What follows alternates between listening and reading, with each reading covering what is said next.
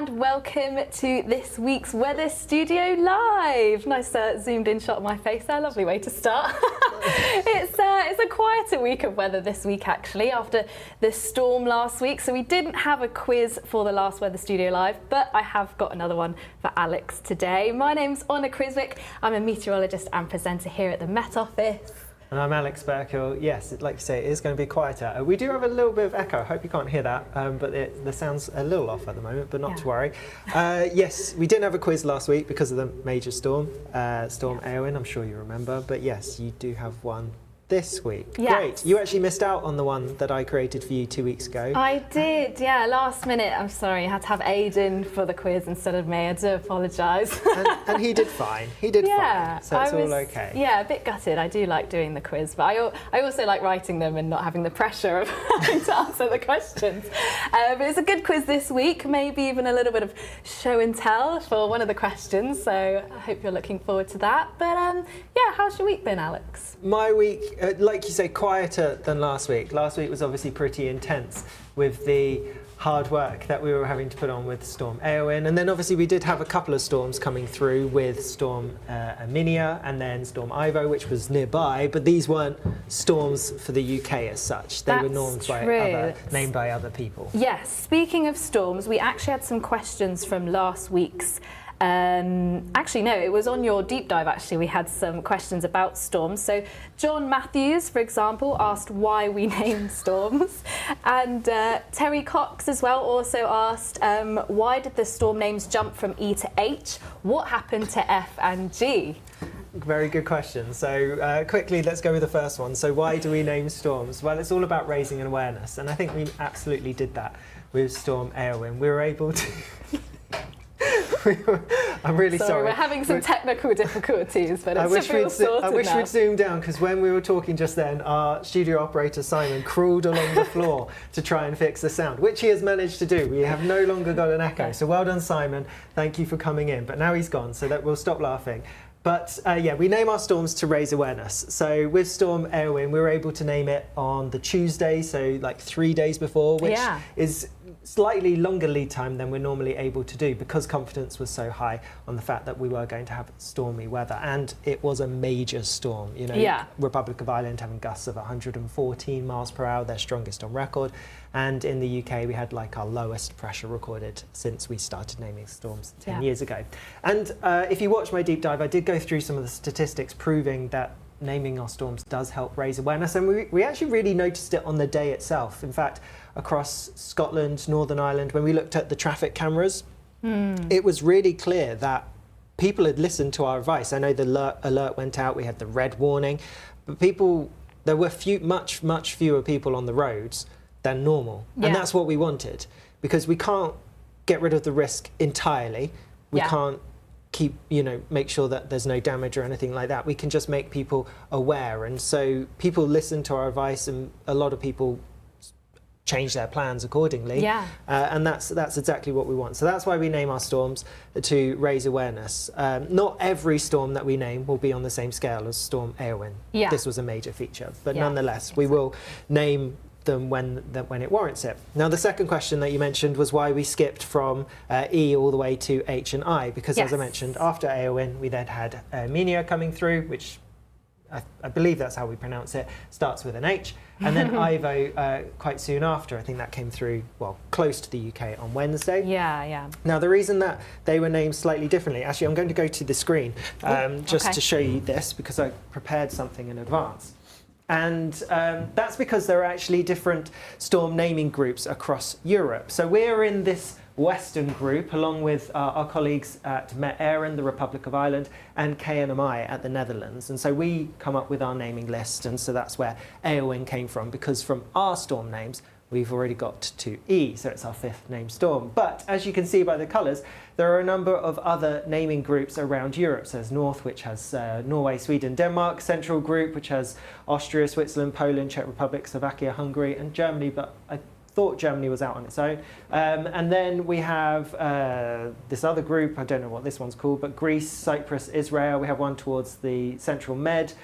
which has Italy, Slovenia, Croatia, North Macedonia, Montenegro and Malta. And then there's this one in the southwest. And this one's perhaps the most important from our point of view, other than this one in the west, which we're a group of, because often Portugal, Spain, France, they will name features which come very close to, if not across the UK, as was the case with Armenia at the start of the week. And because the strongest winds with a deep area of low pressure are on the southern flank of it, even if the low, like Armenia, tracks across the UK, the greatest impacts could be significantly further south and affecting more France, Spain, Portugal, etc. And so with Armenia, it was actually named by the Spanish Met Service, and with Ivo, which came through last week, a couple of days ago, that was named by the Portuguese Met Service. I had a slight panic there where my satellite data was not there. So this is Armenia earlier on in the week, and you can see it tracked across us, but because of the winds on the southern flank of it, or the strongest winds to the south, it was really, for that southwest group where we had the greatest impacts. And then we had another feature that came through Wednesday, and it did bring some heavy rain across the far south of the UK, but the low itself stayed well to the south of us. That was Ivo, and that one was named by the Portuguese Met Service. So so that's why we jumped. We do still have, where are we, E, F and G to come. Are they Floris and Gerben? Yes, I did get that up to remind myself. Yeah, Floris and Gerben, yeah, that's correct. Yeah, so we do still have them to come next time we name a storm, or next time Met Aaron in the Republic of Ireland, or KNMI at the Netherlands. Next time any of us name a storm, it will be Floris, and then we'll have Gerben straight after. But that being said, it is worth bearing in mind these storms that I've just gone through, Armenia, Ivo, they didn't quite meet the criteria for us to warrant naming them. And so whilst we referenced them in our forecast because it helped tell the story, and we didn't want misunderstandings, so it was better to mention it and acknowledge the fact that these storm names exist, we could then clarify that although technically a storm, depending on where you are, it's not going to be as impactful as what we've seen from some of the named storms.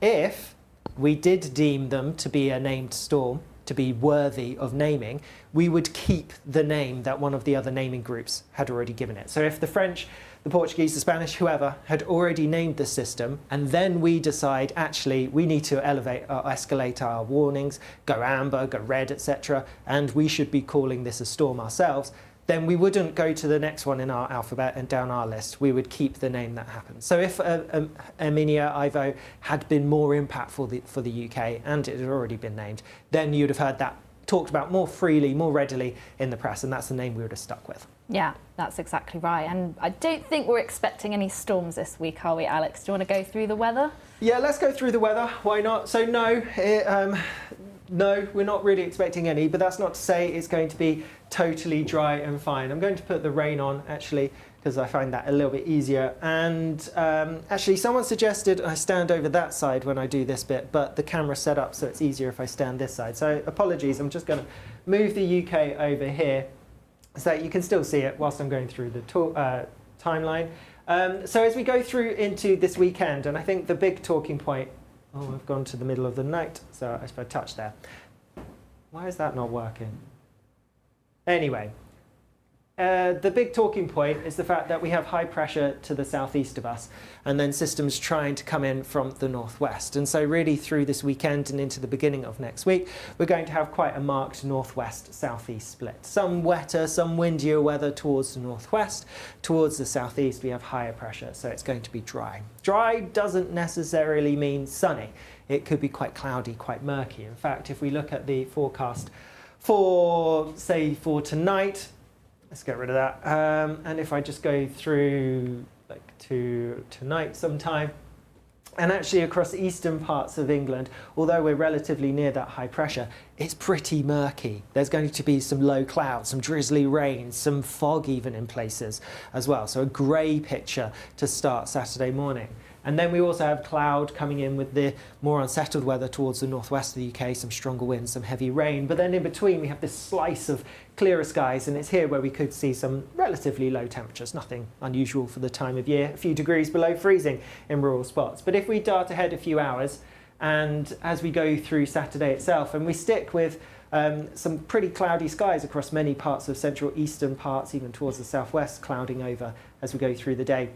Perhaps some glimmers of sunshine towards the far east, East Anglia, southeast of England, Kent, for example, but also this slice of sunnier skies across parts of maybe Wales, northern England, into eastern Scotland as well, something a little bit sunnier too. And then still this wet and windy weather. But if I go back to the pressure pattern, and the big thing being, as we go through the weekend, we will have this weather system trying to push its way in, but because of this high, it's not going to make a huge amount of progress. So it's kind of just going to bash against the high and then not really come that far. So towards the southeast of the UK, we're sticking with largely dry weather as we go through Saturday and then overnight into Sunday as well. That front, like you can see, really not making much progress. So across Northern Ireland, Scotland, yeah, there'll be some wet weather, windy at times, and then it really takes quite a while for it to make its way southeastwards as we go into Sunday, and even then doesn't really make much progress and really just breaks up. Then we have another system coming through, so as we go through into the beginning of next week, we stick with this northwest southeasterly split. It's still, or it's a new system that's come in, but it's still towards the northwest of the UK where we're going to have the wettest, windiest weather. Meanwhile, towards the south and east, it's largely dry. What happens thereafter? And actually, well, we're likely to see something a little bit quieter as we go towards the middle of the week. There is a ridge of high pressure building towards the west of us, and that's going to kind of interact with the high pressure towards the east of us, and then we see the pressure building from the south. And so whilst it is going to be fairly unsettled to start as we go through next week towards the northwest of the UK, as we head towards the middle of the week, once this system's cleared through, so a bit of rain for a time, we're actually going to see the weather drying up. And so, yeah, from middle of the week onwards, looks like it's going to be a more settled spell towards the northwest of the UK, and really towards the southeast, it's looking largely settled, mostly dry, not totally dry, and not always especially sunny. Before I go on, because you may have seen it, there is a little bit of winteriness in the forecast, and that's no huge surprise. If I put my temperature layer on, let's just pause that, and if I put that on instead, and we do have a front eventually making its way southeastwards. If I just scroll back, as we go through kind of Tuesday and into Wednesday, this front does make its way southeastwards. The rain on it easing because it's getting closer and closer to the high pressure towards the east, but behind it we do have some colder air, and so it is going to turn a bit chillier, and there could be some winteriness, some sleet, some snow, that kind of thing, particularly towards the north, but nothing unsurprising for early February. Pretty much business as usual. Yeah, sounds about right, doesn't it? High pressure, we do love it, don't we? Some of the time. Some of the time. Depends whereabouts it's sat. Well, yeah, exactly, where it's sitting. And then high pressure can mean many different things. A nice blocking high in the summer could lead to some extreme heat. At this time of year, we could just end up with murkiness. And if you cast your mind back to, what was it, November, when we had just weeks and weeks of just grey murkiness. And I think a lot of people got fed up of not seeing the sunshine, though I don't think anyone would swap high pressure for a storm like we had last week. Yeah, very true. Yeah, that was beginning of November. I do remember that because I wasn't here. I was in sunny Mexico. So you remember all of you talking about it, but I didn't have to experience it, so I didn't mind at all. We've had another question actually about, this is from Nice Snack, about a Scandinavian high. So do you want to go through kind of conditions that we can get this time of year for a Scandinavian high, trying to build up? I think I mentioned like a very low risk of this on my 10-day trend, which is maybe why it's being brought up. But that can actually lead to quite cold conditions, can't it? It can. It doesn't look like it's really on there anymore. No, it's not really the most likely scenario, to be honest. Here we have our most likely solutions for the next couple of days. And if I just scroll ahead, this is for Saturday, which isn't particularly interesting. I suppose this one isn't too dissimilar to a Scandinavian high, but yeah. Because what really, if we use this as an example, albeit it's not the best example, yeah, because it's more, the high's more over Poland rather than Scandinavia. But if you imagine the high was up here, the winds would be coming round it from this direction. So then if you tracked the winds back, they could be coming from like Siberia, which could be it's a very cold direction. If we get an easterly, southeasterly in the summer, that's when we get some of our highest temperatures, because it's coming from some pretty warm land over continental Europe, but at this time of year it can be quite cold air. So you probably remember the beast from the east. That's when we had that kind of setup and cold air coming in. Now, you're probably aware, but in case you're not, the reason why we see that stark contrast between what the weather will bring, even though it's coming from the same direction, just depending on the time of year, is because that, remember, the land heats up and loses its heat much quicker than the ocean does. And so that's why the weather, when we get it coming from the west, which this doesn't move, I don't know why I tried that, when it's coming from the west and coming from the Atlantic, it's always kind of mild. Whether that's in the summer, we'll say it's like, oh, it's not going to be as warm because it's coming from the Atlantic. In the winter, we'll be saying, oh, it's not going to be as cold because it's coming in from the Atlantic.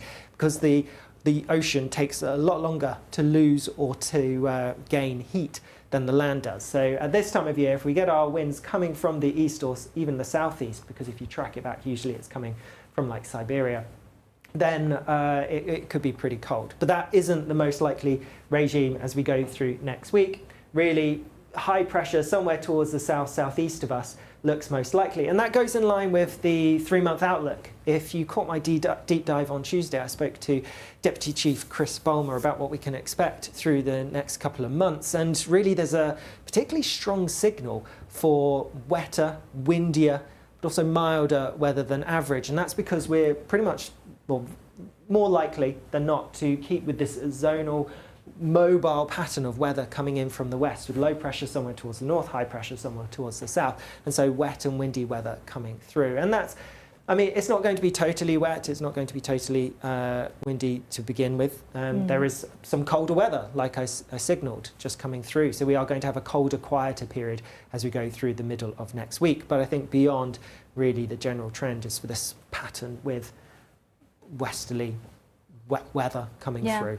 Yeah. That doesn't necessarily mean we'll see more storms. We could do. And it doesn't necessarily mean we're going to see any storms on the same scale of Eowyn. We could do.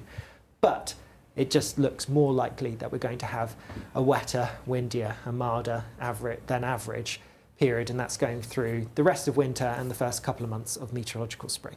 Yeah, that's very right. And can I just say, these graphics are looking so good. Big shout out to Aidan, who's put a lot of work into these graphics. I actually got to use them for the first time this week in my 10-day trend, and I was loving them. They look really good, don't they, Alex? Yes. Yeah, here's more of a Scandinavian high, so I could have used that as an example. And I suppose that's coming up with a 35% chance for the back end of next week, so not unreasonable, so it's definitely not out of the question. So yeah, like I showed that there's something a bit colder coming through. That doesn't go that in line with the 3-month outlook, which I just mentioned, but worth bearing in mind, we're looking at the whole of the 3 months. So a cold spell within the 3 months isn't to be unexpected. That's too many negatives, isn't it? You would still, there's still a chance that you would get some colder spells even within a warmer, wetter, windier than average 3-month period. Just they're going to be shorter lived than the more unsettled spells. Yeah. So it's not out of the question that we get a Scandinavian high building next week. Cool, yes, thank you for that question. We've got another one from Wild Violet. She needs a weather report for Friday night. Mum and Dad are heading to Godalming? Oh yeah, don't know what that is. Do you know what that is? I just had to Google it. Oh, you don't? It's just to the south of Guildford. Oh, okay. I just quickly put it on Google To the south of Guildford. Where is it? Just so towards the south. I know where Guildford is. Sort of in between. Yeah, it's just to the south of Guildford. What was it called? Godalming. Okay. Through I've Friday never night. Heard of it, sorry. So through Friday night. So they're kind of roughly on this. Well, they're under this murkiness, aren't they? So, like I said, we have a lot of cloud, a lot of grey skies. It's going to be a bit damp, a bit dank across parts of the east, southeast as we go through tonight. So, I mean, relatively high chance that you'd stay largely dry. Just a bit of sometimes called nuisance value rain. So just might make you a little bit damp, but on the whole, it's not looking too bad. Grey. Not especially chilly. I mean, when I say grey, it's going to be dark if they're going out tonight, but not especially chilly. But not the nicest weather, but not the worst. Yeah, I think that's fair. Also heading to Doncaster Sunday afternoon. Wild Violet also, so... Sunday afternoon? Sunday afternoon. Is that looking any better up in Doncaster? They're kind of on the boundary. I think the frontal system's coming through from the northwest. And so I don't really expect it to make a huge amount of progress that far southeast. So probably, I imagine the rain's going to stay to the northwest of you, maybe just about clipping in.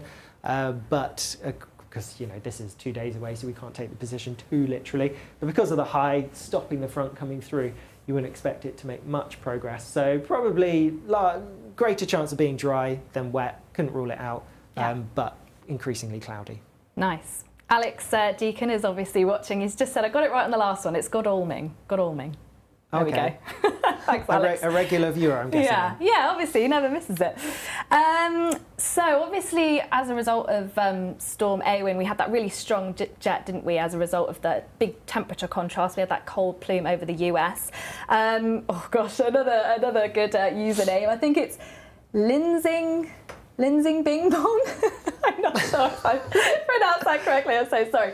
But the question is, North America, is it still experiencing the extreme cold they had last week? Yeah, no. Can we take a look over that neck of the woods? It's not the extreme cold, but nonetheless, I mean, there's still cold air across parts of, Canada, but you'd expect that.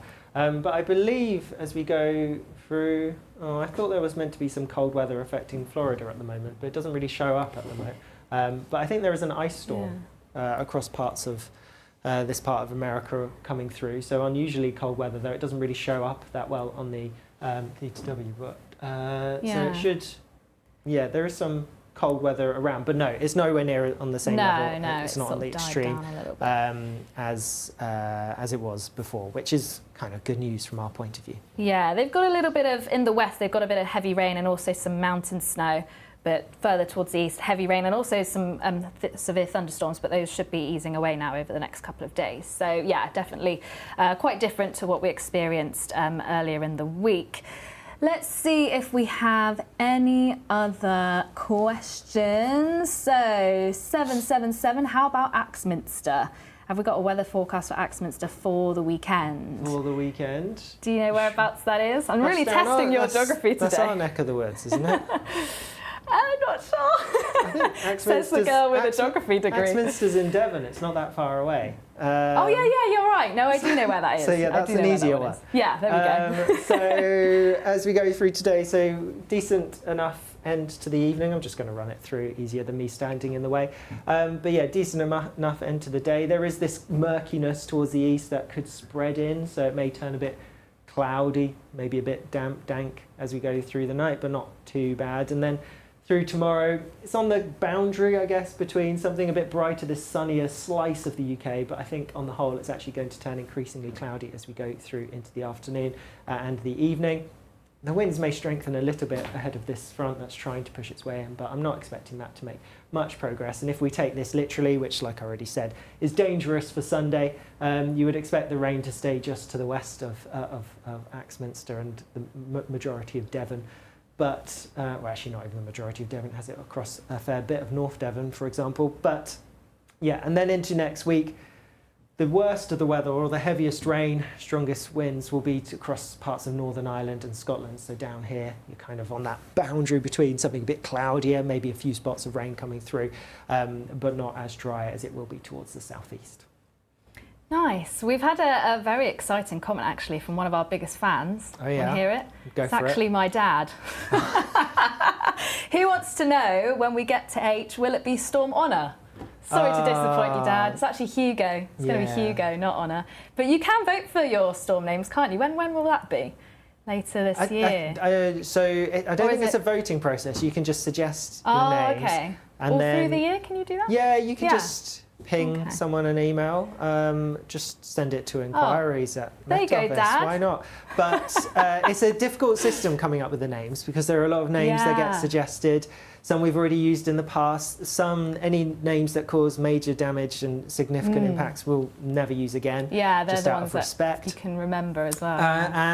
But then, because it's a joint thing with the Irish Met Service, the Dutch Met Service, we have to consider their names as well. So that's why we have some names that we sometimes struggle to pronounce. Kieran last year was a real pickle. I got it wrong a few times. I believe I got it right that time. But various accents over letters make it a bit harder for us. And I can't remember. There's one, Otcha, I think, is on our list this year. I think that's a Dutch name. but it's definitely not a British Even Aowen, when we first saw it, we were like, Ian, Aowen? Yeah. It took us a couple of goes, didn't it? Yeah. We got there and I know eventually. there's, Alex Deacon struggled in one of his forecasts, but I think he managed to get the hang of it eventually. Yeah. I know that was something that we were trying to throw to in this live, but I think he vetoed that. Oh well, next time. Okay, we'll do a couple more questions and then let's move on to the quiz. But firstly, Andrew Myers says, great stream. First time on, how often do you do the live show? We're here every week. We are Andrew, here every week. 12:15 Friday every week. Also, you're going to be on TikTok live later as well. So if you don't get your question asked now, you have another chance on TikTok later. Well, that'll be about 3-4 o'clock, won't it? Yeah, 3:30 will be my aim. 3:30-ish. Yeah, 3:30 our aim. And we also do, so we try to do we do this Weather Studio live every Friday, 12:15. We try to do a TikTok live every Friday around 4 o'clock-ish. And then when there's severe weather, you did a Facebook live last week, didn't you? Yes, that's true. So we like to reach out to people in a different way because it's lovely getting your questions. Yes, exactly. So one more question before the quiz. This is from Gavin Wilcox. Are there any signs of an early spring? Well, I mean, no, not really. Not and as really. much as there's some fine weather to come through the middle of this week, as I mentioned, but I mean, I say this and there's a front lying across us, but that's not particularly intense, and so that will clear through, and then we have like some drier weather following behind with a ridge. But with that, it's going to be a bit chillier with some colder air coming through as well. So although we will have some dry weather, basically it's kind of, we're going to have the two sides of winter really. If it's cloudy, or if it's milder, it's going to be quite cloudy and sunshine at a premium, and if it's colder, or if it's sunnier, then we're going to have some lower temperatures. So some crisp winter's days and also some cloudy, murky and at times wet and windy ones. Yeah, I think we're just desperate for spring, aren't we? I think we're over winter. We're over halfway through. We're getting into February on the weekend. Today's the last day of January, so Yeah, we've made it. We have made it, the longest month of the year. Yeah, we've done it. There we go. Right, shall we do the quiz? Let's.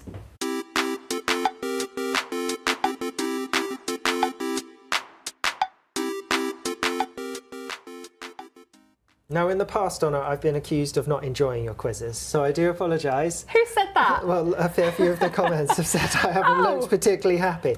So I'm going to pretend that I am absolutely loving your quiz today. Oh, you're just going to pretend.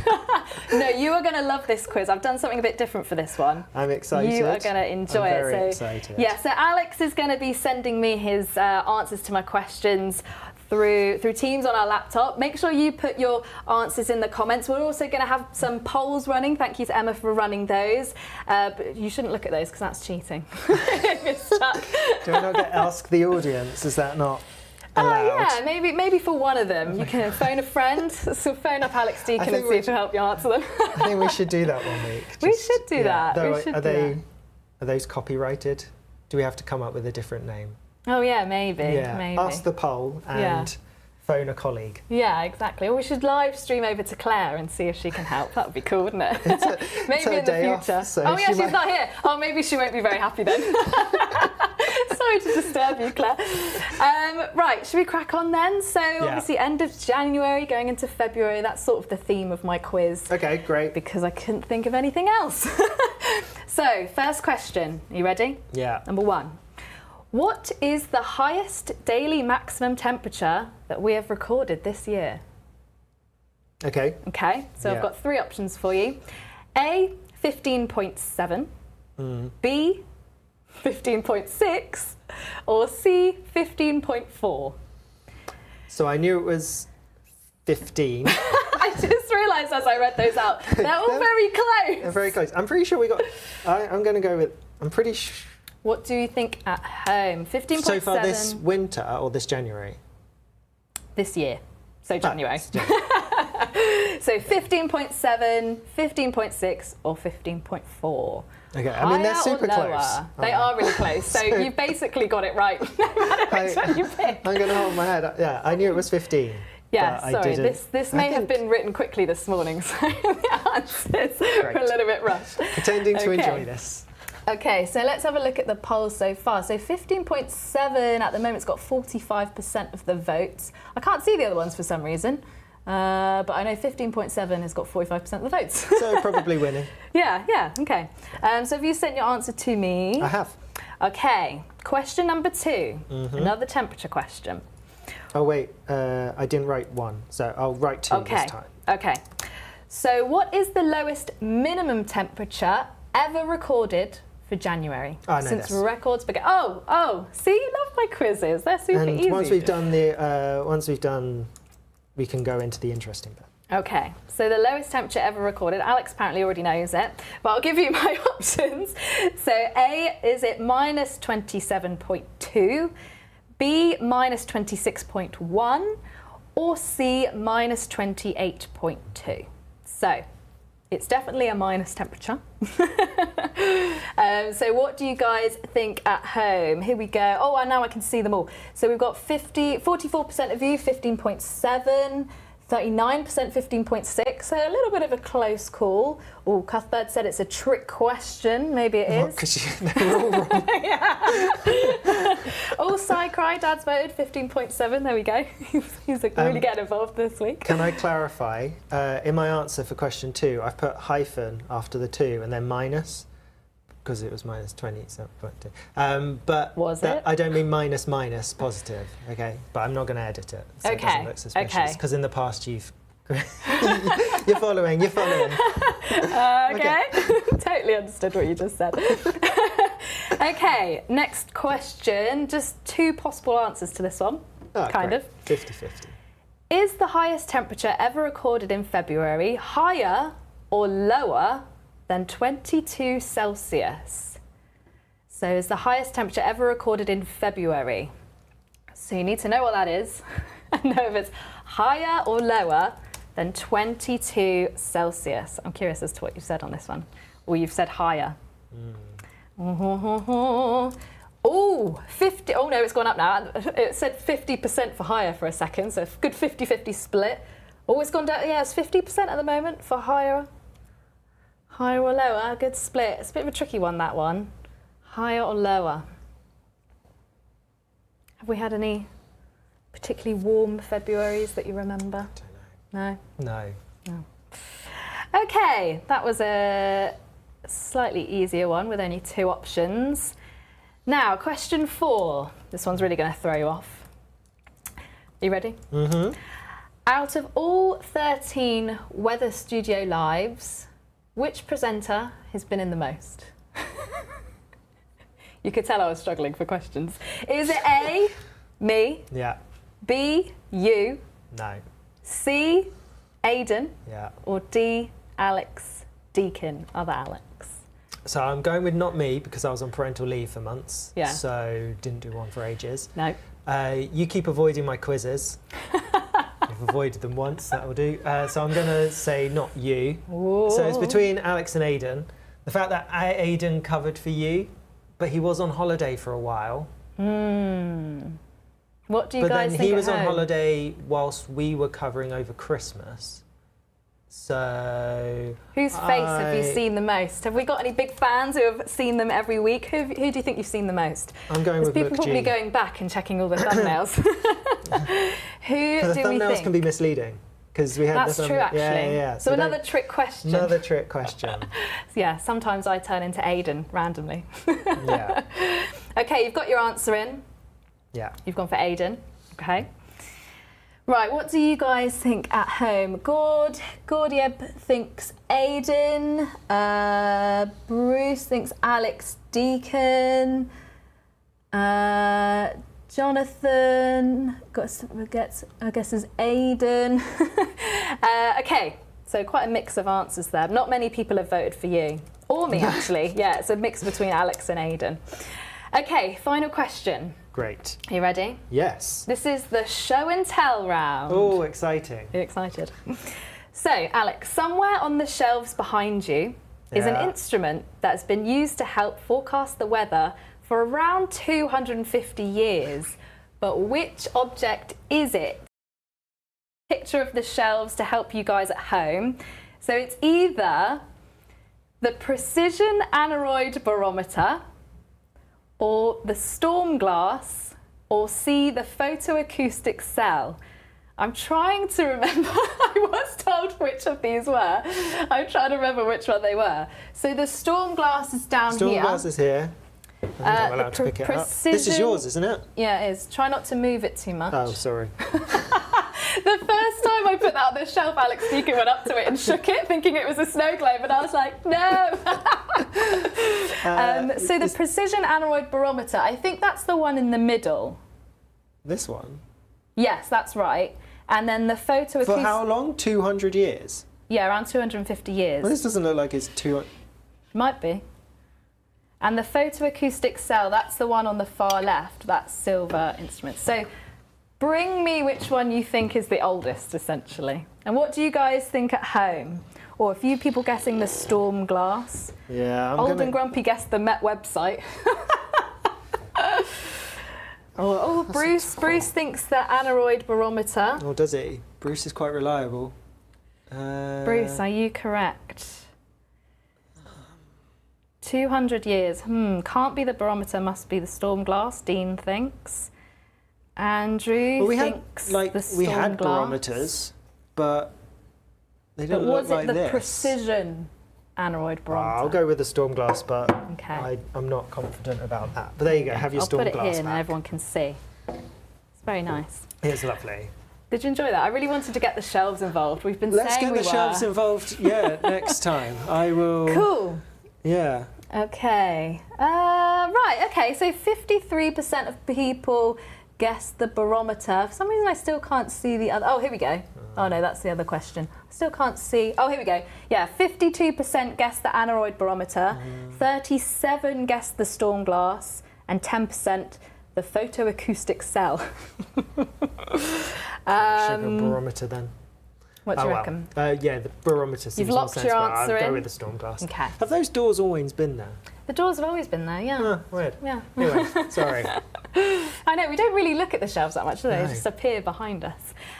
Cool, hope you guys enjoyed the quiz. Let's see how many you guys at home got right, and let's see, Alex, how many you got right. I think I got 3. You think you got 3? I'm not very confident on 2 of them. Okay, I need to get your answers up. Here we go. Let me just move this over. Okay, so the first question was, what is the highest daily maximum temperature that we've recorded this year? You guessed 15.7, which was answer A, and that was correct. Yay! That was at Aboyne, Aberdeenshire, and it was also at Castley, Sutherland. I think it was the day before. I've forgotten what day it was actually, and I didn't write it down. Bit of fern effect, I'm guessing? Yeah, a bit of the fern effect up in Scotland. Yeah, how many of you guys got that right? Anyone get it right? Let us know in the comments which ones you got right. Cool, so then the second question was another temperature question, which you were straight in there. You didn't even need to hear my answers, you knew it. So what was the lowest minimum temperature ever recorded in the UK for January? And that was minus 27.2. So once again, answer A, and that was in Braemar. Braemar? Oh, was it January you asked? Yes. Ah, you see, in January. See, I didn't listen to the question because... Did you just think ever? No, well, ever, and also January, February, December, they all have the same record. Oh, okay. They're all minus 27.2, which is mad, isn't it? What are the chances? Yeah, that is Someone mad. with statistics could find out. Yeah, Right. we should look into It's like that. obscene, isn't it? Yeah. In different places as well. Okay, interesting. Yeah, I didn't the know January that. and February ones were both at Braemar, but the December one was in Altnahara. Oh, okay, interesting. Different years. Yeah, that one for January, that was 1982. On the 10th of January. Yeah. Oh, interesting. Yeah, I didn't know that. Yeah. So that's why I knew it. Okay. Well, you're doing well so far. 2 for 2, and now we go downhill because I'm pretty sure I got this one wrong. Okay, so the next question was, is the highest temperature ever recorded in February higher or lower than 22 Celsius? You guessed higher. It's actually lower. Only just 21.2 at Kew Gardens, London. That was the 26th of February. 2019. I do remember that. I think I was still studying and I remember it being weirdly warm in February because everyone was sat out on campus and like towards the end of February when it's normally a bit colder, isn't it? So yeah, sorry, not quite, but it's close. It's still close to 22. Cool. You know, I was close to the 50-50 question. Yeah, well done. I'm trying to make you feel better. Okay, question number 4. Out of all the Weather Studio lives, whose face have you seen the most? You guessed Aidan, but the answer was actually Alex Deacon. Oh, I'm sorry, Alex. I thought that might throw you off because I knew Aidan covered me, but it's still really close. Yeah. Alex has done 8, Aidan's done 7. So have I, actually, including this one. And Alec, you've only done 4, so Yeah. stop slacking. Only joking. So that was another one you got wrong. Sorry about that. Yeah, okay. So, and I think, yeah, oh okay. well. We'll see. We move on. Okay, so the show and tell round. So the options were, so for this we're looking for an instrument that was around 250 years old. Which object is it? So it wasn't the precision aneroid barometer. That apparently is around, well, for the anemometer itself, no, for the barometer, sorry, that's around 180 years old. But for the precision one, it's about, well, it says between 105 and 145 years. So that's quite a big That's quite a range, but that's okay. So there we go. It also wasn't the photoacoustic cell. That's only about 50 years old. So you were right. Oh, yay. With the storm glass. Yes, I picked it because that's what I added to the shelves. But yes, it was used by Admiral Robert Fitzroy, captain of the HMS Beagle. This one. That specific one, I took it from his ship. We should probably take better care of that. That's why I told you not to be careful, you know, it's very old. But yes, apparently it was used, they would attach something similar to this to the mast of their ship, and by interpretation of the kind of changing white crystals, they relied upon that to forecast whether the weather was going to be good or bad. And yeah, it's used for over 250 years. So I've got to say, you're supposed to leave it in a room and not touch it and not shake it, Alex. It's not a snow globe. But yeah, I'm not sure. I mean, they're not very precise. This one, it's got a lot of the crystals to the bottom. Oh, apparently that indicates frost. And there's a little bit of potential frost tonight, isn't there? So maybe it's kind of correct. Yeah. But we have other things that we use here at the Met Office, not just the storm glasses. Cool. How many did you guys get right? Let us know. I think someone so said what they did got you 5. do? Really? Today. Oh, that's good. But you got I'm not 3. sure if they did. Didn't you? Yeah, 3. Yeah, 3 out of 5. So that's not too bad. Fine. I think that's pretty good. That's above average, I'd say, so far in our quizzes from Yeah, this it probably team. is. Yeah. Did you enjoy the show and tell? I did. Yeah, that Yeah. was a good question. Yeah, I was worried it was going to That was probably your best one. Oh. But that's high. Yeah, so cool. well done. Oh, Lee Johnson got 0. Sorry, Lee. Dean also got 3 out of 5. He went with the barometer. Cuthbert got 0. Sean E got 2 out of 5. Oh, Bruce got 2 out of 5. Not your best day. Normally do a little bit better. Dad got 2. Well done, Dad.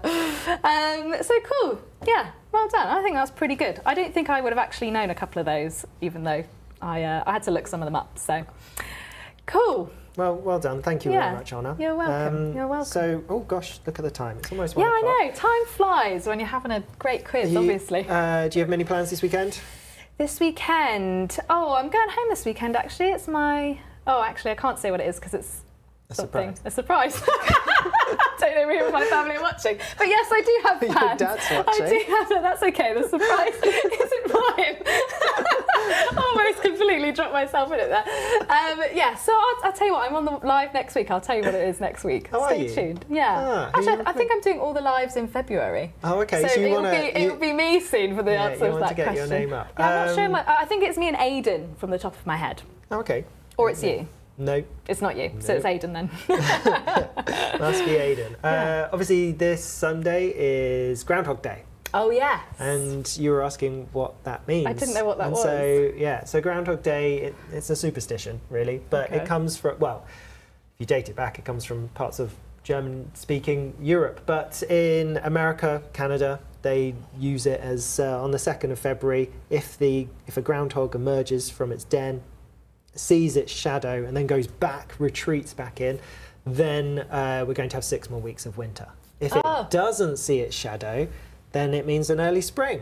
And there's, particularly in Pennsylvania, Punxsutawney, they have a specific groundhog which they use for this, and they're doing that this Sunday. It looks like it's going to be pretty cloudy there on Sunday morning, and so with that, not a great chance of seeing its shadow. No. And so that would therefore suggest an early spring. Okay. But he's not very often right. He has about a 34-35% accuracy record. Oh. So Yeah, maybe not. worse than us at the quizzes. Yeah, yeah, that's exactly right. Maybe we can check our storm glass and see if that gives us any indication. Remember, this is for America. Oh so not yes, for us. oh yes, true. Yeah. That's very true. Cool, thanks Alex. So I hope you guys enjoyed this week's Weather Studio Live. As I say, we'll be back next Friday, 12:15. Me and I'm pretty sure it's Aidan. So we'll be back with another quiz. I can't remember. I think maybe Aidan's doing the quiz for me. I can't quite remember. So I'll see if I can beat your 3 out of 5. But yes, do stay updated across YouTube and our social media channels if you do want any weather forecasts for the weekend or in the week ahead. I've done my 10-day trend this week, so if you want to look at the weather a bit further ahead, then that is out there. And of course, take a look at Alex's deep dive from earlier in the week if you haven't done so already. But I think we'll leave it there for now. So hope you have a lovely weekend and we'll catch you next week. See you again soon. Bye-bye.